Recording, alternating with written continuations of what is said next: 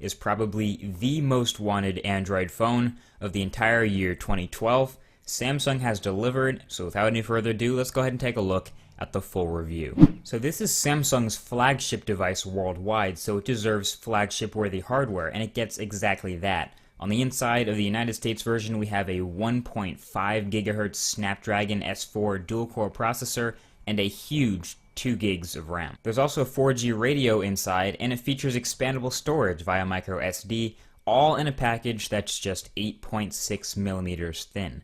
Top off all the spec sheet stuff, which is actually detailed here on the back of the boxes.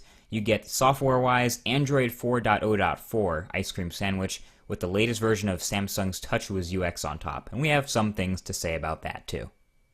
The biggest new feature of them all, literally, is the new display. It's a 4.8-inch HD Super AMOLED display, so 1280 by 720, an absolutely gorgeous display for a phone. Is it Pentile?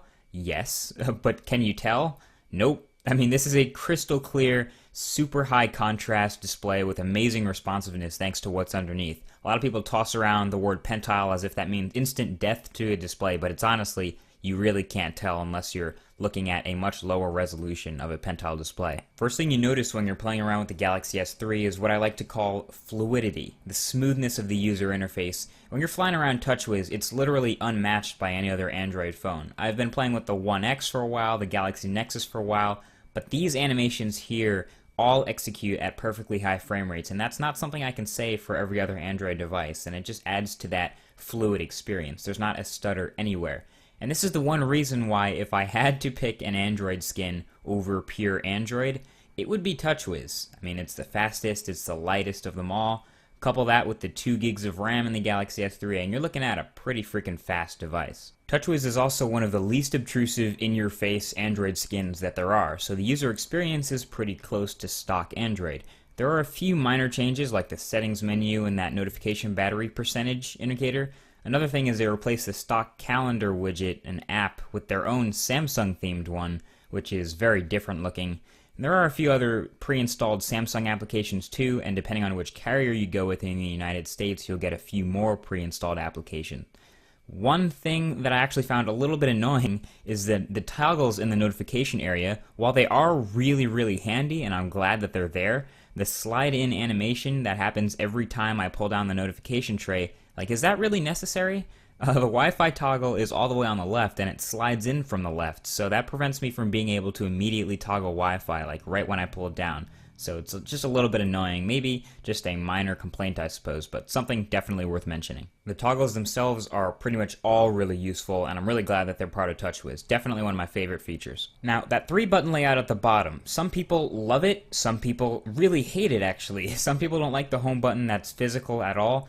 Honestly, it really grew on me though, actually. After about 5 days of using the phone, I kind of like it. The soft buttons disappear when they're not in use. You know, they perform legacy functions, but they aren't there when you don't need them, so that's pretty cool. And you can access the multitasking still by long pressing that home button. So honestly, if you play with it and you don't like it at all, give it some time. You might actually find that you like it in the end. I like the lock screen though, which gives you the option to drag in apps to open them immediately, and it gives you the ability to pick which apps you have here. Nice touch. I always like the ability to open the camera quickly. And speaking of camera, the Galaxy S3 has an amazing camera. It blows the Galaxy Nexus's camera out of the water and impressed me more than the One X's shooter. I like saying shooter. But it's an 8 megapixel shooter on the back, it takes 1080p video, it has sharp autofocus, it performs well in low light, which is great, it takes stunning pictures for a phone and is totally capable of replacing your point and shoot. Okay, you hear that? You no longer need to bring another camera on vacation or something. You can literally just bring your phone. I'm really happy it's gotten to this level of quality. The quality is great. The pictures and the features are aplenty, and it's fast. It's really fast. There's a burst mode which can take like 20 pictures in a couple of seconds. It's awesome. Very easy to use. Also up front, there's a 1.9 megapixel front-facing camera for stuff like Google Plus Hangouts and Skype and Face Unlock. Nice. So is it a worthy flagship from Samsung? It really is. It's got the internals to support everything you throw at it, from gaming to everyday use or to just heavy applications. The battery life you get out of this is more than acceptable. Again, miles better than the Galaxy Nexus. You can get all day out of this guy easily. And while the design may not be everyone's favorite, it feels fine in the hand. There's Gorilla Glass 2 on the front. The device itself is very thin, no need for a screen protector with that Gorilla Glass, and the removable back gives you access to the internals, the 2100 mAh battery, the SIM card, the SD card,